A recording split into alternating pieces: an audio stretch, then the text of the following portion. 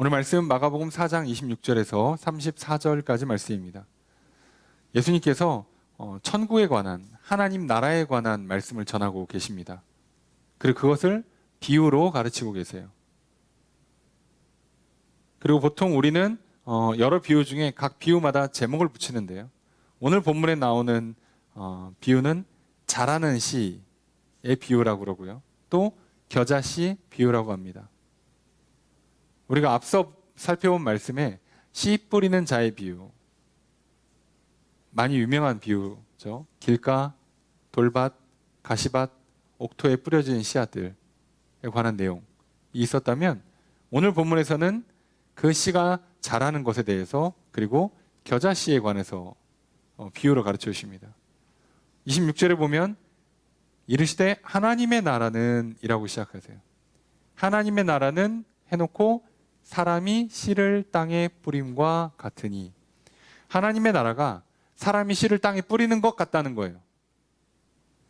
이게 무슨 말인가? 하나님의 나라 천국은 사람이 씨를 땅에 뿌려서 거기에서 일어나는 것 같이 하나님의 나라 천국이 일어난다는 뜻이죠. 그러니까 천국이라는 건 내가 막 달리기 해서 들어가야 되는 거였으면 이런 식의 비유를 하지 않았을 거예요. 그런데 하나님의 나라가 사람이 씨를 땅에 뿌리는 것 같다는 거예요.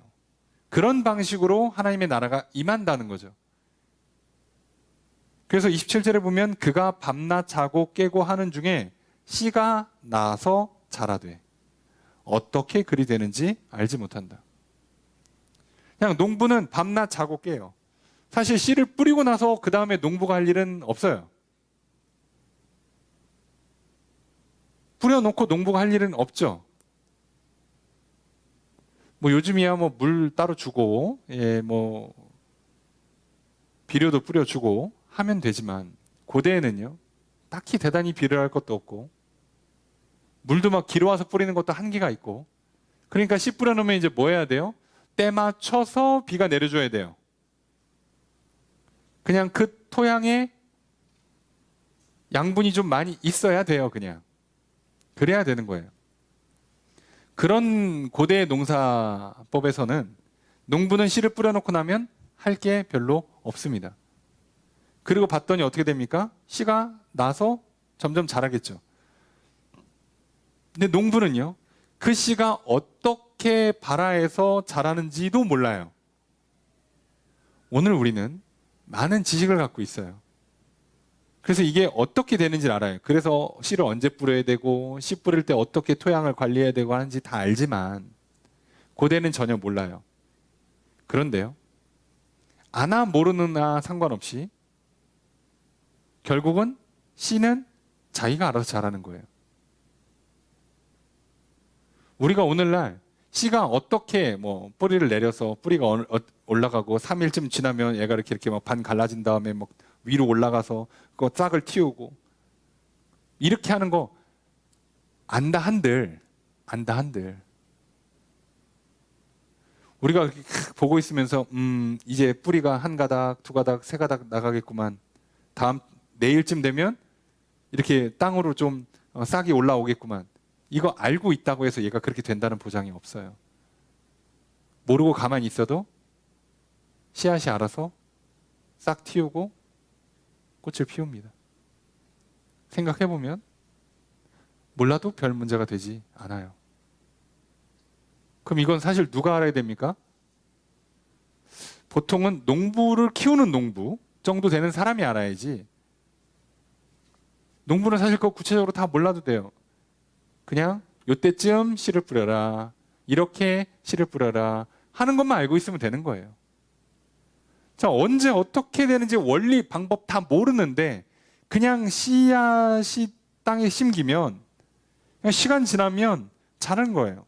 그래서 28절에 보면 땅이 스스로 열매를 맺는데 마치 땅이 열매를 맺는 것처럼 된다는 거예요.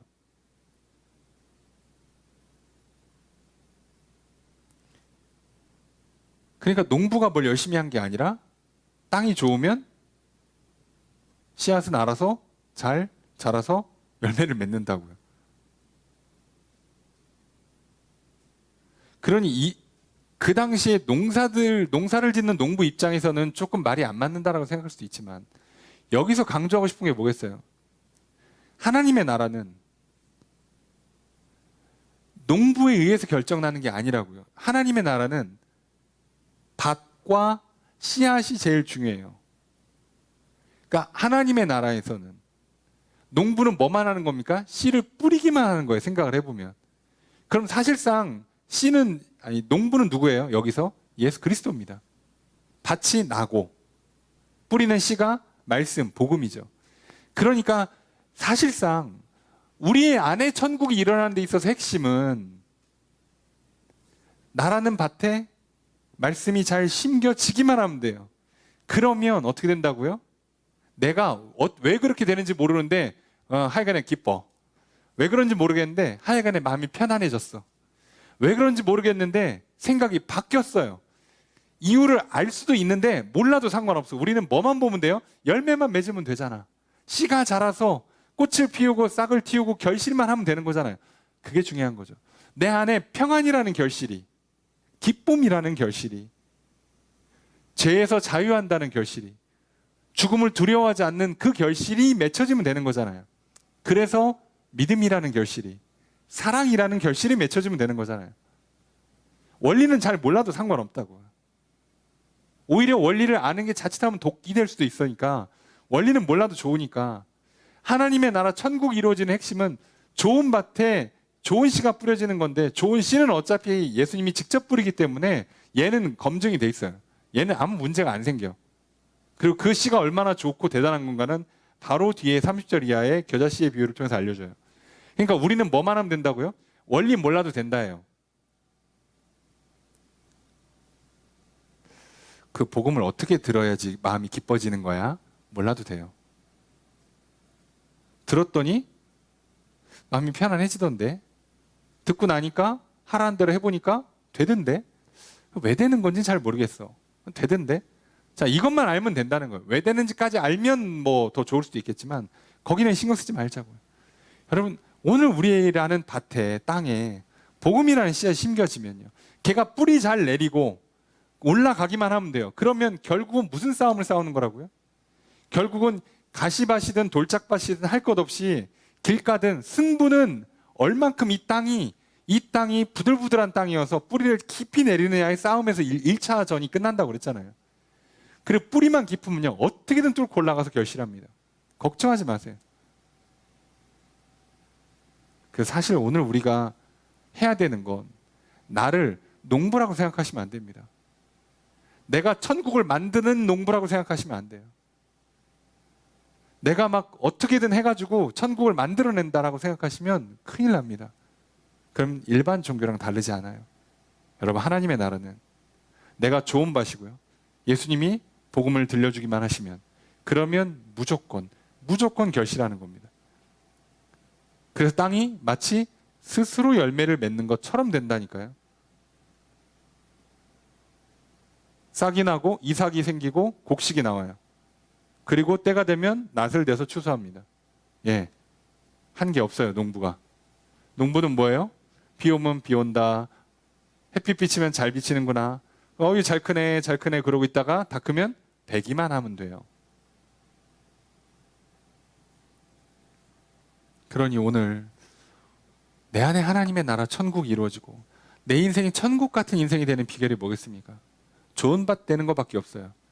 그럼 좋은 밭은 어떻게 만듭니까? 무슨 정신 수양하고 하루에 막 기도를 몇 시간씩 하고가 아니라 부드러워지면 돼요.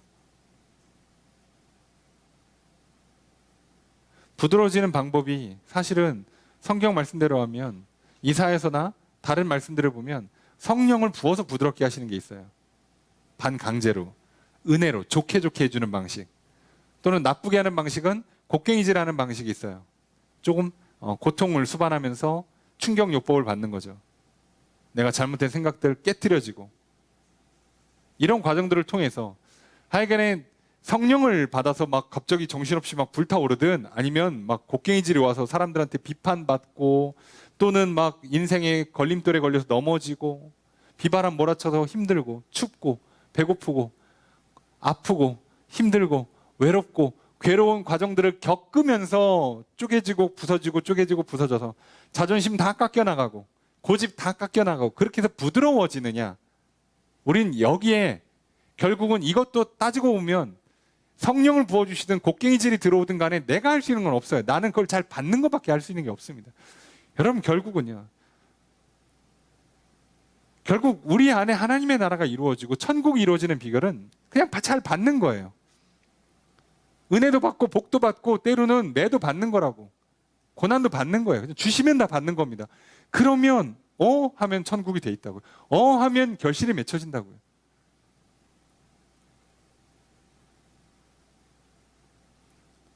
여러분 요즘 같은 시대에 이 상황과 환경에서 여러분의 인생을 어떻게 천국으로 만들 수 있을 것 같습니까?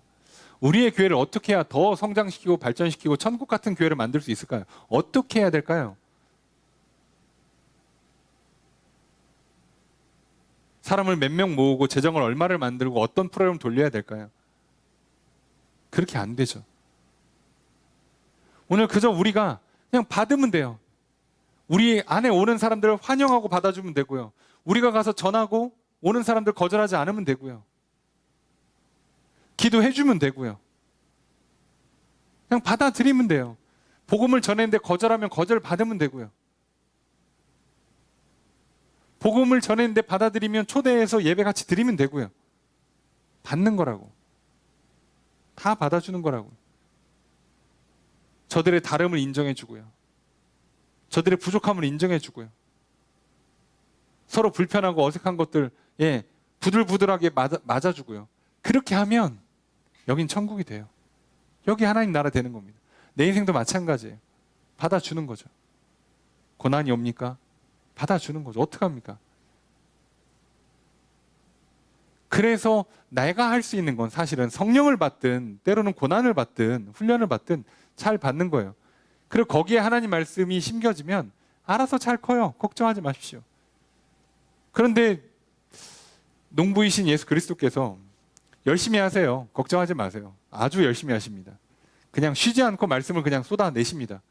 그러니 여긴 또 걱정할 게 없어. 나는 뭐만 하면 돼요? 좋은 밭 이기만 하면 돼요. 좋은 밭. 은혜를 베풀어 주시든 또는 고난과 시련과 훈련을 시켜주시든 그냥 받으십시오. 부들부들해지는 것밖에 없습니다. 깨지고 부서지는 것밖에 없어요. 그래서 그렇게 깨지고 부서지면 어떻게 돼요? 사람이 잘 받아들이게 돼요. 잘 받아들이니까 필연적으로 눈을 떠서 잘 보게 돼 있고요. 귀를 열어서 잘 듣게 돼 있습니다. 근데 우리는 이런 사람이 뭐라고 불러요? 지혜로운 사람이라고까지 부르죠. 그래서 알아서 잘 됩니다. 여러분 걱정하지 마세요. 내 안에 하나님 나라가 이루어지지 않을까? 아니요. 그런 건 없어요. 심어 놓으면 그 말씀은요. 무조건 결실합니다. 문제가 생겼다면 딱 하나예요. 내 영혼이 소위 내 마음밭이 부들부들하지 않아서 뿌리를 제대로 못 내려가지고 양분을 잘 못 빨아들여갖고 애가 지금 시들시들한 거예요. 그거밖에 없어요. 문제가 있다면. 씨앗 문제 없고요. 농부 문제 없습니다. 때를 따라 비를 내리고 햇빛 비춰주는 거 아무 문제 없어요. 문제가 있다면 딱 하나입니다. 내가 뿌리 내리기에 부드러운 옥토가 되지 못한 것밖에 없어요. 거기에 하나님께서 성령을 부으시든 아니면 연단과 훈련을 시켜주시든 그래서 부드럽게 만들 때 그냥 또 받아들이십시오. 여러분 그러면 우리 안에 하나님 나라는 이루어질 것이요 반드시 이루어질 것입니다. 걱정하지 마십시오. 그럼 우리는 여기서 계속해서 좋은 밭이 되는 건 알았어. 그런데 이제 좋은 밭이 되고 나면 좀 생각이 들잖아요. 근데 그러면 내가 밭이 좋아졌으니까 씨앗을 한 100개쯤 한 번에 심으면 얼마나 좋아. 씨앗을 이따만한 걸 심으면 얼마나 좋아 라고 생각할 수 있는데요. 아니요. 그래서 오늘 30절에 우리가 하나님의 나라를 어떻게 비교하면 또 무슨 비유로 나타낼까? 하나님 나라를 어떻게 설명해 줘야 될까 해놓고 31절 겨자씨 하늘 같다. 하나님 나라가 겨자씨 하늘 같다는 거예요. 무슨 얘기냐? 심길 때는 씨가 너무 작아. 겨자 씨 보셨습니까? 겨자 씨? 진짜 작아요. 그 얇은 샤프심 끝에 똑 부러졌을 때 정도만 해요. 진짜로. 진짜 그 정도만 합니다. 그런 씨앗으로는 얼마나 작아. 그런데 뭐라고요? 얘는 심겨서 자라면 어떻게 된다고요? 31절에 보니까 땅에 심길 때에는 땅 위의 모든 씨앗보다 작은 것이로되 32절 심긴 후에는 자라서 모든 풀보다 커지며 큰 가지를 내나니 공중의 새들이 그 그늘에 깃들일 만큼 된다. 씨앗은 엄청 작은데 심겨져서 자라기만 하면 가장 크게 자라는 씨가 된다는 거예요. 여러분 말씀 하나하나가 별거 아닌 것처럼 보일 수 있어요. 아, 이 말씀 하나 지킨다고 내 삶이 뭐가 바뀌나 싶을 수 있는데요. 그 말씀 하나가 심겨져서 지켜지고 그 말씀이 결실이 되잖아요. 그럼 여러분 놀랍게 여러분 인생이 바뀝니다. 주일 성수 하나가, 11조 하나가, 감사 하나가, 찬양 부르는 거 하나가, 전도하는 게, 봉사하는 게 뭐 그리 대단한 일이라고. 아니요. 그 하나가 내 인생에서 어마어마한 변화를 가져다 줘요. 그거 하나만 지켜도 나는 평생에 주일 성수한다. 내가 직장을 골라도 내가 사람을 만나도 주일 성수는 기본 조건이다. 이거 하나만 평생 지켜도 여러분 인생이 천국으로 바뀐다고요. 주일 성수 안 하는 사람들하고는 동업을 안 하든 깊은 관계를 안 맺든 주일 성수 안 되는 그런 직장은 조건이 좋아도 안 맺든 그러면요. 여러분 인생에 놀라운 변화가 일어나요. 여러분 하나님 말씀이요. 가끔 사소해 보일 때가 있어요. 야, 이거 바꿔서 생각 하나 바꾸고 말 하나 바꾼다고 뭐 큰 변화가 있을까? 예, 큰 변화가 있어요. 앞선 비유에서 30배, 60배, 100배의 결실을 맺는다 했잖아요. 많이 변할 겁니다. 어설프게 10개 하는 것보다요. 사실은 하나 똑바로 하는 게 훨씬 낫죠. 하나씩 하나씩 해나가시면 돼요. 조급할 것도 없습니다. 왜요? 무조건 겨자씨처럼 무조건 크게 30배, 60배, 100배의 엄청난 결실을 맺게 되어 있으니까 하나라도 잘하면 돼요. 처음부터 욕심내서 2개, 3개 한 번에 할 것도 없습니다. 하나부터 잘하시면 돼요. 여러분 건강해지려면, 운동을 잘하려면, 공부를 잘하려면, 일 잘하려면 해야 될 게 어마어마하게 많아요. 그죠? 근데 결국 그래봐야 시작은 첫 걸음은 어차피 한 걸음 내딛는 거예요. 똑같습니다. 그 첫 걸음을 잘 내딛는 것부터 시작하는 거예요. 사람의 생명, 건강의 첫 걸음, 잘 먹고 잘 자는 거예요. 이거부터 똑바로 하는 거예요. 여기가 돼야 거기에다가 이제 이것도 얹고 저것도 얹고 하는 거죠. 공부도 마찬가지예요. 결국은 수업 시간이 핵심이고 그 수업 시간 전후로 해서 얼만큼 예습과 복습을 하느냐에서 싸움이고요. 그 다음에 추가로 보충 수업을 얼만큼 하느냐의 싸움이 되는 거고. 어차피 한 걸음이잖아요. 여러분 어차피 하나님 나라도 씨앗 하나로 시작되는 거예요. 말씀 하나로. 하루를 시작할 때 말씀 하나, 한 주를 시작할 때 말씀 하나. 그거면 충분하다고요. 의외로 엄청 많이 필요하지 않습니다. 그 하나만 잘 지켜보십시오. 그러니 얼마나 좋아요. 아버지 여호와 하나님이신 그 농장주께서 농부를 보내요. 예수 그리스도를. 그리고 예수 그리스도는 말씀이라는 씨앗을 뿌립니다. 이 씨앗은 얼마나 대단한 씨앗인가. 작아 보여도 하나만 심겨지면 엄청 크게 자라고 30배, 60배, 100배 결실이 맺는 아주 좋은 씨앗이에요. 그리고 그 씨앗을 어디에 심어요? 밭에다, 나에다가 심어주십니다. 나를 택하셨어요. 나를 밭으로 삼으세요. 내가 너에게 농사를 짓겠다. 내가 너에게 천국을 심어서 결실을 맺겠다 하십니다. 그러니까 내가 그 씨앗을 튕겨내지만 않으면 무조건 결실하는 어마어마한 복이 임한다고요. 그분이 선택했겠다. 씨앗을 심어주면 되잖아요.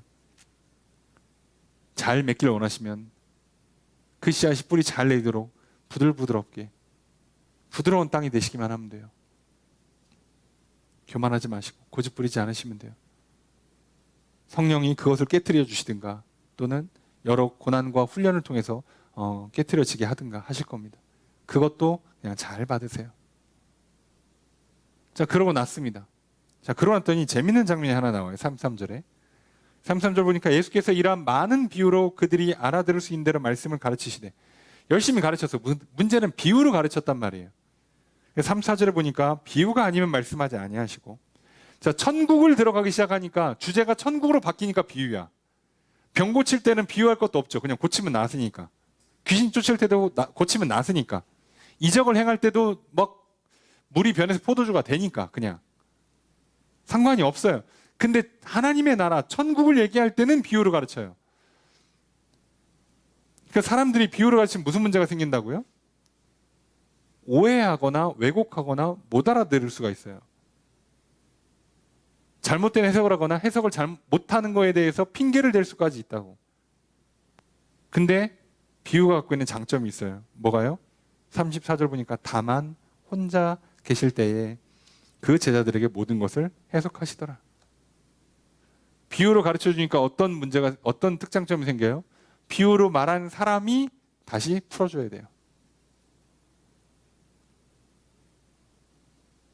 그러니까 성경에 비유가 풀려져 있지 않은 비유들이 있죠. 예수님이 해석이 안 돼 있거나 또는 뭔가 상징적인 그 환상, 상징으로 구현된 어떤 장면들이 있어요. 그럼 우리 그거 뭔지 잘 모르죠. 네, 그냥 예수님 오실 때까지, 다시 오실 때까지 모르시면 됩니다. 눈치만 채고 대충 모르시라고요. 이거 확실히 알려주면 99.9% 이단이에요. 왜요? 이거 누가 풀어주는 거라고요? 예수님이 직접. 이건 무조건 저자 직강입니다. 다른 사람이 할 수 있는 게 아니에요. 성령님이 내게 감동을 주시던데요. 아, 잘 받으셨어요. 너는 받으세요. 남한테는 가르치지 마시고.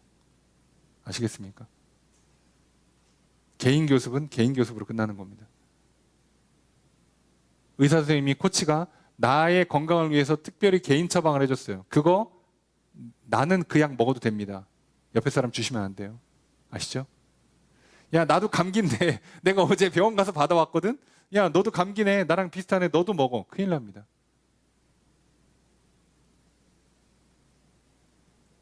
그래서 우리는요, 감기 걸리면 어떻게 된다고요? 어제 병원 갔다 온 사람 개인 처방받은 그 약을 먹으면 안 되고요. 약국 가서 종합감기약을 드셔야 돼요. 예수님이 성경에서 풀어놓은 비유를 그대로 받으시고요. 그거 아닌 건 그냥 모르셔야 됩니다. 개인 처방받은 건 개인만 적용하시고 남한테 적용시키지 마세요. 그래야 맞습니다. 그러니까 특이한 장면이 연출되는 거예요. 무슨 얘기죠? 성경에 풀이된 장면만 우리가 알 수 있고요. 또는 나에게 개인적으로 풀어주는 것만 알 수 있어요. 결국은 다 뭐예요? 성경을 통해서 예수님이 직접 안 오시고 성령을 보내서 오시니까 성령을 통해서만 해석이 된다고요. 성경은 나에게 적용할 때 말씀 그대로 받든가 뭔가 말씀에 있는 장면들이 상징이거나 뭔가 이해하기 어려운 장면들이면 성령님께서 빛을 비춰서 저자 직강을 해주실 거라고. 이것만 받아들이시는 거예요. 아시겠습니까? 그래서 좋은 설교일수록 어떤 의미에서는 무난해질 수밖에 없어요. 구조가. 와, 특별하다. 야, 신박하다. 예, 틀릴 확률이 매우 높아집니다. 아니, 그때는 맞아. 1년만 지나도 틀리기 쉬워요. 유통기한이 굉장히 짧아질 겁니다. 그래서 우리는요, 기억하셔야 돼요. 특별히 하나님 나라 복음에 관한 내용은요, 예수님이 직접 심어주고요, 예수님이 직접 가르쳐줍니다. 성경에서 풀어놨으면 그대로 읽으시면 되고요. 안 풀려서 모르겠다 싶은 건 성령님이 풀어주시면 되고요. 성령님도 안 풀어주시면 그냥 모르는 채로 가는 거고요. 성령님이 나한테 풀어줬어도 남한테 가르쳐주기가 조금 쉽지 않습니다. 조심해야 되죠. 그러면 이제 우리는요, 어떡하냐가 아니라 쉽죠. 성경 읽을 때마다 우리한테 뭐가 필요하다고요? 성령님께서 가르쳐 주시는 게 필요한 거예요. 단순히 내 이해력, 내 문해력, 내 독해력으로 승부를 보는 게 아니라고요. 성경 말씀은 그렇게 읽는 게 아니라고. 국어를 아무리 잘해도 믿음이 생기지가 않아요. 그냥 국어는 똑바로만 읽을 뿐이에요. 결국은 빛을 비춰주셔야 돼요. 깨닫게 도와주셔야 돼요. 그거밖에 답이 없습니다. 그러니 오늘 어떻게 보면 더 쉬워지는 거죠. 왜요? 나는 반만 부드럽게 만들어 놓고 있으면 돼요. 어차피 씨앗도 예수님이 심어. 그 내용도 예수님이 알고 계셔. 그리고 그 내용 중에 우리한테 필요한 건 예수님이 직접 설명해 줘요. 성경에 써놨든 개인적으로 설명해 주시든 성령을 통해서. 그러면 끝나요. 아무 문제가 생기지 않습니다. 그러니 우리는 성경 공부할 때마다 사전 찾고, 주석 찾고, 영어 성경이든 다른 버전을 찾고 할 필요 없이 특별히 우리가 문장의 단어만 이해만 된다면, 그 문맥 자체의 흐름을 벗어나지 않을 수만 있다면, 그럼 그냥 읽고 성령님 가르쳐 주십시오, 지혜를 주십시오 하고 그냥 끝난 거예요. 그러면 어느 순간 이 말씀이 나에게 이렇게 하라는 거였구나라고 깨달아질 것입니다. 그 말씀이 어느 순간 내 생각에 힘을 주고요, 나를 부드럽게 만들고요, 내게 변화를 가져다 줄 겁니다. 그 말씀이. 그래서 오히려 더 좋고 쉽습니다. 그러니 여러분, 고생하지 맙시다. 우린 농부가 아닌데 내가 씨앗 골라서 내가 심고 내가 물 길어주고 내가 그거 언제 자라나 다 기록했다가 다 해석했다가 아이고 얘가 지금 크는 거 보니까 얘는 얼마큼 크겠네, 열매가 30배 맺겠네 할 필요 하나도 없이 우리가 바치니까 잘 받으시고, 그리고 가만히 계시면 엄청난 결실이 맺혀집니다. 여러분, 오늘 이 시간 우리 기도할 겁니다. 기도하십시오. 예수 그리스도 이름으로 기도하십시오. 하나님께 기도하십시오. 모르겠으면 그냥 다 구하시고요. 성경에서 약속이 분명히 있는 것, 구하라고 하신 것, 또는 이건 구할 필요 없다고 하신 것 아시면 그거에 맞춰서 구하십시오. 그리고 나서 이제 어떻게 하는 거라고요? 집에 가서 편안히 주무시면 빠른 건 밤새 응답될 거고요. 늦으면 하루 이틀 걸려서, 일주일, 한 달 걸려서 응답이 될 겁니다. 못 기다리겠으면 내일 아침에 또 기도하시면 되고요. 그리고 나는 뭐 하라고요? 여기 27절 말씀처럼 그가 밤낮 자고 깨고 하는 중에, 기도하고 집에 가서 자고 아침에 일어나서 기도하고 하루를 시작하고 하는 중에 기도가 응답될 거라고요. 기도해놓고 언제쯤 들으시고 언제쯤 응답할까 예측하고 분석하지 마시라고. 그냥 주무세요. 내가 기도를 잘했는가, 아이고 이건 몇 점짜리 기도인가 평가하지 마시고 그냥 집에 가서 주무시라고요. 오늘 그렇게 하는 겁니다. 오늘 이 시간 하나님 말씀 좋은 밭으로 잘 받으시고요, 하나님께 기도할 때 그저 예수 그리스도의 이름으로 들으신다 믿고 상 주신다 믿고 마음껏 구하십시오. 혹시 성경의 가르침을 알고 계시면 구하라고 한 걸 위주로 구하시고 구하지 말라는 건 구하지 마십시오. 그러면 됩니다. 평안히 집에 돌아가셨다가 주무시고 아침에 확인해 보십시오. 응답이 됐나? 아니면 기다리시든가 조금 더 기도하시든가. 우리가 그렇게 살아가다 보면 오늘 우리가 기도한 이 기도의 제목들이 당장에 응답되는 놀라운 역사가 있을 것입니다. 이 한 주간에 응답되는 놀라운 역사가 있을 것입니다. 내 삶에 분명한 하나님의 응답이 있을 것입니다. 오늘 말씀이 심겨지고 천국이 이루어지고 오늘 기도가 응답되어지는 그런 삶을 살아가시는 저 여러분 되시기를, 그런 특별히 이 한 주가 그렇게 되시기를 주님의 이름으로 축복합니다.